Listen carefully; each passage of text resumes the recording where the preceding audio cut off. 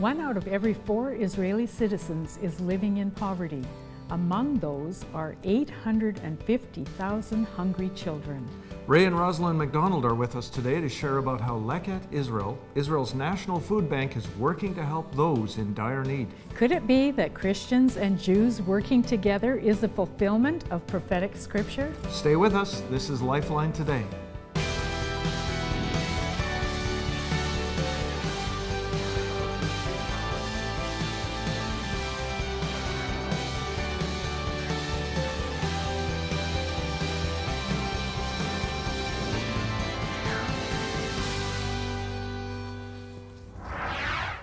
Welcome to Lifeline Today. Glad you've joined us with the program. And today on our program we have two people, Ray and Rosalind McDonald. Welcome. Welcome to Shalom. both of you. Shalom Aleichem. Shalom. Great to be here with you. Yes, Yeah. that'd be more appropriate, wouldn't it? Yes, it would. We're going to talk a little bit. Well, tell us briefly about Leket Israel. We are going to talk more in detail later in the program.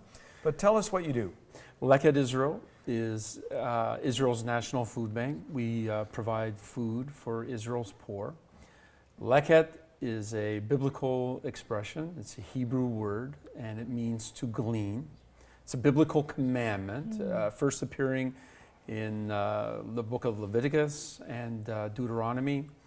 And it's basically enabling the poor to be able to receive food. It's exactly what Ruth did in the fields of Boaz. Mm-hmm. Remember her, Yes. her Jewish mother-in-law, Naomi, left to come back home to Israel. They didn't have anything. They had no wealth. And so she went in the fields of Boaz and did the work of Leket. So precisely, what does it mean? Yeah. It's the gleanings. God said to Israel, you're not to Leket all of your harvest. You're to leave the Leket. Any produce that would fall to the ground as the harvesters would go through, as soon as that fruit or vegetable would hit the ground, it no longer belonged to the farmer, to the harvester. Yeah. So Ruth came in behind the harvesters and picked up the gleanings. So there's kind of a modern adaptation on that. So we can talk a little bit about that. The numbers there of 850,000 receiving this. 850,000 Children. hungry children. Yes. Yeah. That's over 1/3, 36% of Israel's children are not receiving the nutrition that they need to have on a daily basis. It's very hard to those of us that have been there to understand, because there seems to be such abundance. Yes. Yeah. That's right. It's a land of abundance. Yeah. It appears to be. Well, yeah, it's interesting, fascinating statistic that Israel is the only country in the world that began this century with more trees than it had the beginning of the previous century. Right. We know that deforestation is happening, Yeah. right? Even desertification, deserts are growing in the world.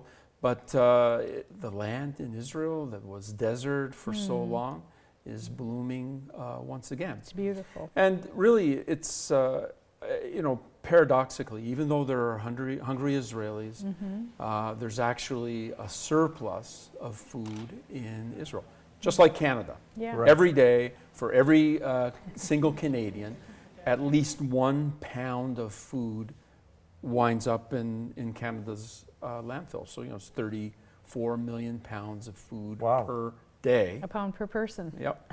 Yeah. Yep. So, similar situation in Israel. There's food wastage. Now I want to just, I'm sorry, No, I interrupted. I was just going to say, what we do as an organization is we rescue Yeah. that surplus food, and we distribute to 180 nonprofit organizations that work with the poor, like soup kitchens, food banks, homeless shelters. Yeah. That's that sort of amazing. Well, it's amazing, isn't it? I want to just back up a little bit, though, because I'm looking at you today. Your last name is McDonald. It's not a Jewish name. And you're from Nova Scotia? Originally from Nova Scotia. Nova Scotia. There All right. must be a story of how you got involved in working with Leket and your heart for the Jewish people. Mm-hmm. Well, actually, in the year 1980, prior to Ray and I getting married. I should say it would have been more in 1982. I was in Nova Scotia, and Ray was actually in Calgary, Alberta at the time. All And- right, Calgary, Ray. And the Lord laid upon my heart one day. He said, Rosalind, I want you to fast and pray until 2 o'clock, and I have something that I want to tell you. And I said, okay, Lord. And I thought, well, that's no big deal, just to fast till 2 o'clock in the afternoon. I'm used to fasting longer than that. Yeah. So 2 o'clock that afternoon, the Lord spoke to my heart, and he said, Rosalind, I am going to be sending you to Israel. And I said to the Lord, I said, well, if I'm going to Israel, I really hope Ray will be going with me. And I said, I never heard him really express any desire for Israel. And so that day, it was 12 o'clock my time and 9 o'clock his time. He phoned me up, and he's from Calgary. And he said, Rosalind, he said, I've been fasting and praying today. And he said, the Lord wants me to tell you that, yes, we will be going to Israel together. Wow. So it was really something, because this past Sunday we were able to give the message of Israel to Calgary, where, you know, where there was the connection there. But Where then it back, began for us. yeah, and then back in 2007, I was fasting and praying again, and as I was fasting and praying, the Lord spoke to me and said, prepare for Israel, just like that. And I was praying about something entirely different, and I said, what, Lord? The Lord said, prepare for Israel, prepare for Israel. Is that an Israeli Yeah, accent? I don't know. Well, I That's an know Israeli- I know Israeli some accent. people from the north of Most Israel likely. that have that sort of an accent, so that's kind of what I connected with. But anyway, I said, well, when, Lord? And the Lord said, tell Ray that you will be leaving what you are currently doing. And we were working for another organization at the time that loved Israel, and we were educating the church about Israel. Right. And so we left that area of employment in March, and in May, the Lord said that, reiterated again, that we would be working with a charitable organization, and that we would be helping to feed the poor of Israel now. And we didn't even know who we were going to be working with. Yeah. A And we leap looked- of faith. A leap of faith, and there Wow. was a list of projects on the internet that we looked at. And Ray said to me, what do you think of this one? And as soon as he mentioned Leket, my spirit just jumped. I said, that's the one, we need to contact that one. So Ray phoned them, and a few We days sent later, an email. We got a call a couple of days later. Yeah. yes, from our Like it's the director of Development. development, Paul Lebo. yes, an Australian who had made Aliyah. And he asked what we wanted to do. He said, what did you have in mind? And we Yeah. said, well, we thought we would inform the churches about Israel's poor, and, you know, that Yeah. we would make it well known. And he said, well, he said, we've never had any Christians on board, but we've been talking about this past week in our office that we would love to have a Christian organization who would be on board to help. And just prior to that, it was really something, because there was another gentleman by the name of John Housen, and who was with Bridges for Peace at the time. Right. He was the director for We've Bridges met for him, yeah. Peace, yes. And anyway, he went to introduce us to some people, and he said, this is Ray and Rosalind McDonald. They work to help feed Israel's poor. And we hadn't told anybody what we were going to do. So we took that as further confirmation Confirmation, from the cool. Lord. So Yeah. that's It how sounds happened. like you really were directed, you know, by specifically, like some people don't get direction that specific to do something, but in Yeah. this particular case, you were.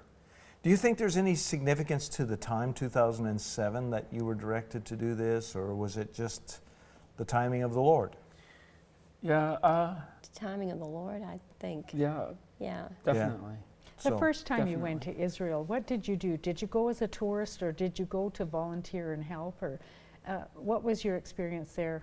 My first visit to Israel, my Yeah. first trip to Israel, wow. Or the that's- first time that you both went together? Okay, I'm- well, even my first trip was Okay. pretty interesting as Okay. well, but we went together in September, was it, of 2007. We just, they wanted us to see everything that, all the work, and we immersed ourselves in all the aspects of Leket, which was, it was interesting. I remember we went on a food delivery, a pickup and delivery with Serge, one of our drivers. Yeah. He is a Jew who made Aliyah from Switzerland. Wow. And what was so memorable? So for viewers that don't know what that is, that's Aliyah is when Oh, yeah, I'm Jews sorry. return to the homeland, right? Yep, to go up, a Jew returning home, they make Aliyah. Yeah. And so he is fluent in Hebrew and French. Okay, and Rosalind and I knew a little bit of Hebrew and a little bit of French. Huh. So we were speaking in French and Hebrew to like our sentence mixed sentence together. would Half. begin in Hebrew and would end in French.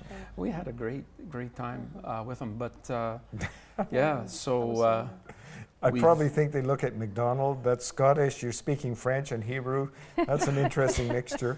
only God can come up with these things. Yeah, so, but through those experiences, did you Mhm. fall in love with the Jewish people? I've always been in love, with the Jewish people. Yeah. I think as a very young Christian in my teens, gave my heart to the Lord, but even as a child, it was impressed on me that Israel was significant, that Israel was special. Mm-hmm. After I gave my heart to the Lord, in my late teens, God just directed me to this older Jewish fella back home in Sydney, Nova Scotia. Wow. And it was really fascinating for me as a young believer to really get a Jewish perspective on my faith. Like I wanted to witness to this older gentleman and really just share the gospel with him. But he actually just opened up my faith so much more than I thought possible. And just realizing, that Jesus was a Jew. Yeah. He still is, Isn't in it my amazing? opinion. He still is Jewish. Isn't it amazing that many Christians don't think of Jesus in that frame of reference? It is amazing. He was a full practicing Jew. Yes, Yeah. absolutely. And, even I was just sharing with the pastor in the church that we're in yesterday that Jesus didn't go to church. He didn't have a Christmas tree. He never ate an Easter egg. and the pastor actually had been invited a couple of years ago. A Jewish neighbor of his invited him to a Passover Seder in his home. And Passover Seder is what Jesus did, the Last Supper in Jerusalem. It's a meal that commemorates, and it's like a service as well, commemorates the Exodus. So I asked him, I said, how was it? How was the Seder? Yeah. He said, it was incredible. Yeah. I said, did you learn a lot? He said, yes. And that's really, when you just asked about the timing. Yeah. Christians are really wanting to know about Israel, wanting to connect to Israel, wanting to understand the Jewish roots Yeah. of their faith. And so it's really exciting time that we're living in right now. We've led multiple tours to Israel in the past, and as many as 120 in our tour. But overwhelmingly, the response was always, this has changed my life. Yes. Yeah. There's multiple reasons, of course, but one of the most important is the very things we treasure and hold so dear. You actually see the places and the things and the circumstances that surrounded those incredible biblical stories. And of course, the footsteps of Jesus. I think one of the most moving experiences for me was standing on the southern steps of the Temple Mount, which are still visible, those steps, and they're worn. They're worn from all the people that walked on them. And I was to stand there because Jesus taught from those steps on a number of times. And I was just amazed when I said to you, hey, I'm standing right here on these rocks that are worn, and Jesus was standing here. The other place was in Capernaum, in his synagogue, where he stood and spoke about the Spirit of the Lord and upon him and so on. Yeah, you mentioned the southern steps, the Temple Mount. For sure, if there's anywhere in the country that we can say Jesus walked on these stones, that would be it. That would be it. But you know what? I remember a few years ago, I was with a group of pastors touring Israel, and we were standing like you've done so many times on the Mount of Olives, looking across the Kidron Valley to the Temple Mount. Yeah.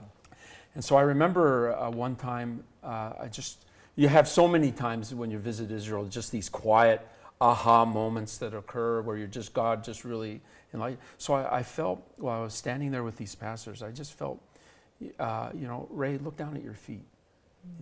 Maybe you're standing on stones that Jesus walked on, right? Because he would have walked across the Kidron Valley. Yeah. Right. He would have maybe visited the Garden of Gethsemane, Yeah. gone over the Mount of Olives to Bethany, where his best friend Lazarus lived. And so I was thinking about that. I felt God just say to me again, you know, look down at your feet again. And I felt God say, maybe you're standing on stones, Ray, that Jesus is going to walk on in the future.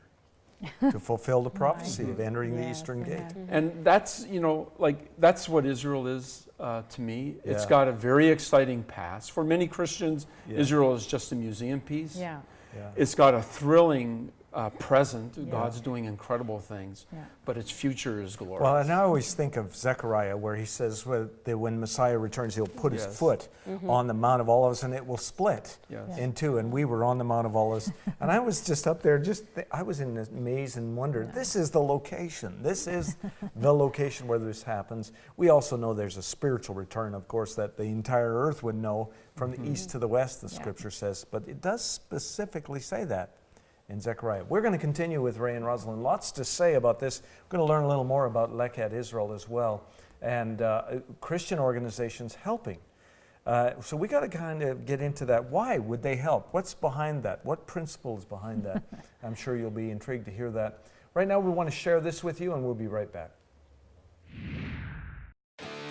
Dominion Conference 2015 is coming up very soon. Mark these dates on your calendars. June 28th to July 1st in Calgary at Southside Victory Church. Join Dick and Joan along with special guests Francis Armstrong, Bill Prankard, Patricia King, Len Zodeman, and Craig Broker, along with Crystal Henderson for Kids Ministry and Ryan and Alyssa Caldwell and Charles Shortino leading worship. There is a registration for the conference this year. The early bird is $20 per person or $30 per family or couple, and that deadline is June 1st. After that, it'll be $25 per person or $35 per family or couple. For all the details, check out dickandjoan.com.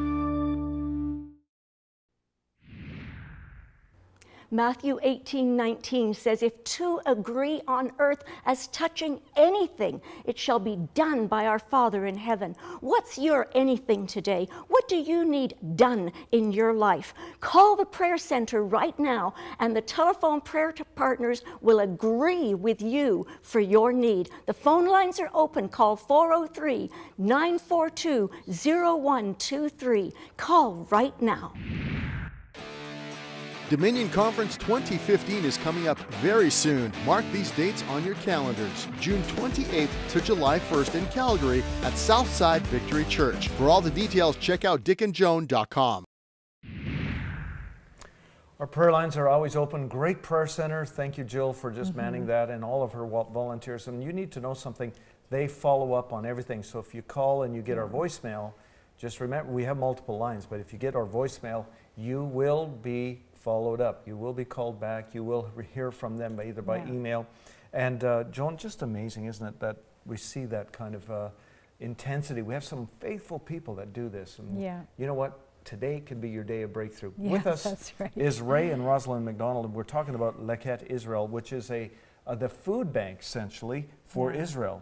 And before we go further into digging into that, the first thought to me was this a foreign concept for Leket in 2007 to involve Christian representatives? Yes. So they weren't familiar with or comfortable with doing this prior? Well, I think, like we were talking earlier about it just really being a God's timing. Rosalind mentioned we were contacted by Paul Liba, Leket Israel's Director of Development, and he said, we've been hearing some things are happening in the church. Some of you Christians are really wanting to bless us. Awesome. And so, we met with Leket Israel's founder, who married a gal from Toronto. So we spent some time with him, and what he said it just feels right. Right. It feels right. That's wonderful. It does show you something, that, because we've been to Israel a number of times, that many Israelis they have barriers. They have walls up to the whole ideology of Christianity, Christians helping Israel, even though their economy is hugely supported by Christians visiting and touring. Yeah. Still, there's that barrier for many. Yeah. And but now it's encouraging to hear how many practicing Israelis, Jewish people, are understanding that there's a huge segment of the Christian church that want to bless them that feel that they are a very important part of God's prophetic timeline. Yes. And they believe it's a divine circumstance of God, that God was wanting to bring the Jews and the Christians together. And they'll also tell you that they know the times of the Messiah are here because of the love that the Christians are showing the Jewish people. Yeah. That's really, So that's really amazing. awesome. I often connected with them when they say, look at Isaiah the prophet said that the Gentiles would come and bring blessing to you. This is how this is happening today. And they go, oh yeah, you know. Of course, they've been waiting 2,000 years for that prophecy to be fulfilled. I know. I mean, it's really such a huge subject. I mean, to us as Christians, the cross is a sign of love. It's a sign of God's salvation for us.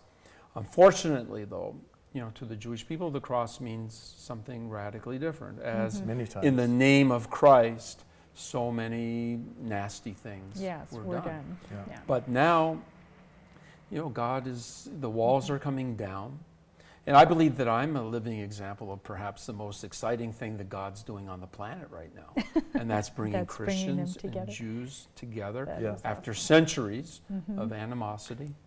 I've got to say, when we've gone multiple times, as I said, you just feel at home. And that's really quite bizarre because, you know, even the very first time I went there, I just almost had to pinch myself. This feels like it's so right. And you just have this fluid engagement with all of the inhabitants. And I said to Joan, it almost feels like you're living in a biblical nation, you know, or a Christian nation in one's form, you know, when it's not. We understand that it's a political state and so on.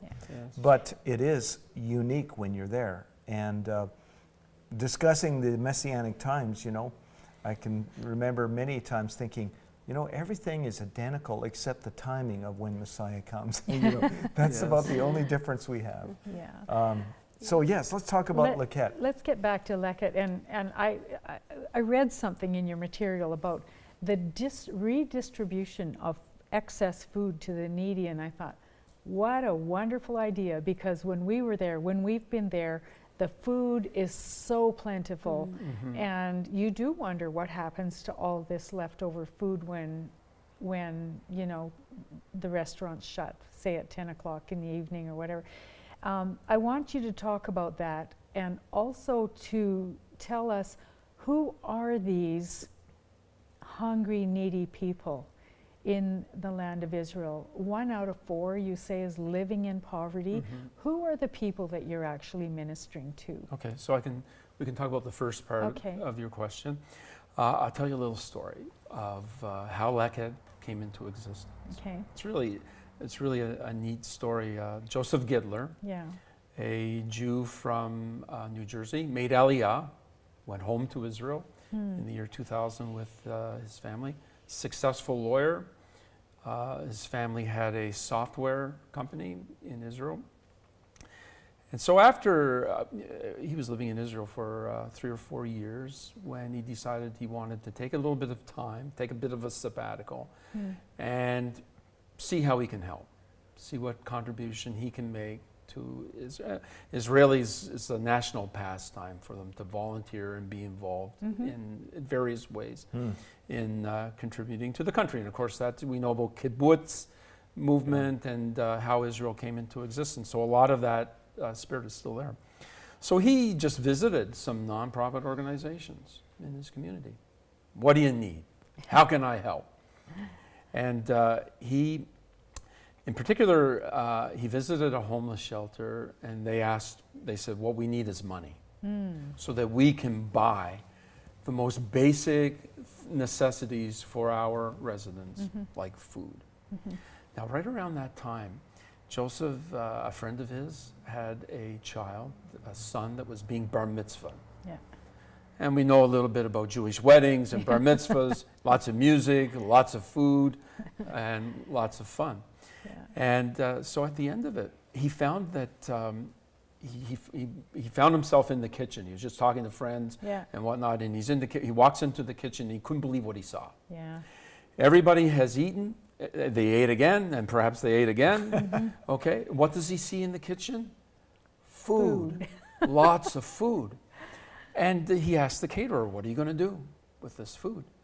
And caterer said, well, the staff, they're going to have a bite to eat before they go home, and the rest is going to go into the garbage. Wow.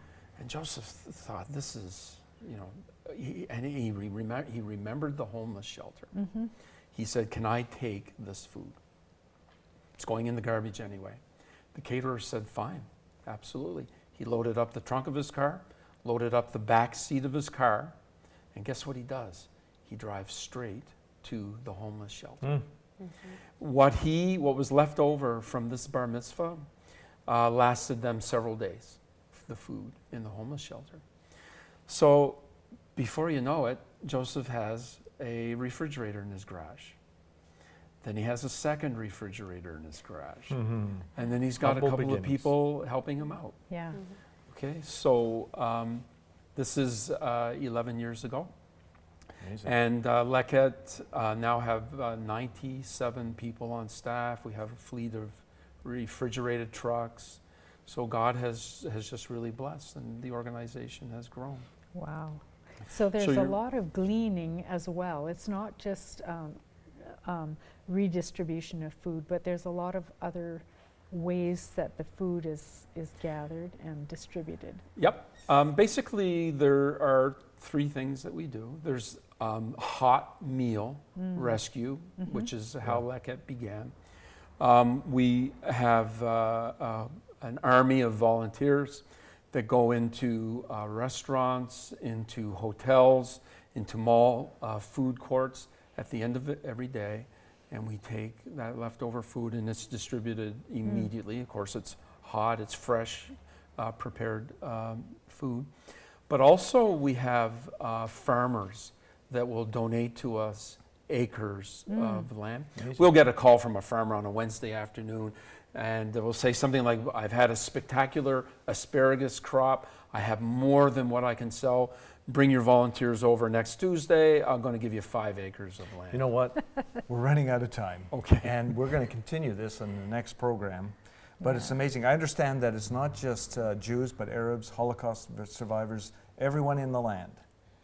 We have Sudanese refugees, anybody who is hungry. Wow, Feed them that's all. awesome. That's amazing. I'm going to invite So you. good. You'll see the website on your screen, and you may be interested in supporting something like this. And of course, we're going to hear a little more from Ray and Rosalind in the next program. So we'll find out a little more about how this work is going. But even the story, how it starts, is really inspirational. Thank you for sharing with us today. That Thank was you very you. much. very awesome. Glad I to look be forward with to you. our next program with you. Yeah. And thank you for being a part of it. Remember, our prayer lines are there. And also remember, God is good. All the time. And all the time. God is good. See you next time. Yeah. See you. Bye-bye. Bye-bye. This program is supported by viewers like you, and we thank you for your partnership. We want to hear from you. Send us your prayer requests, praise reports, and comments on the program. Be sure to visit our website for up-to-date information or get in touch with us by email or phone. And don't forget to like us on Facebook and follow us on Twitter.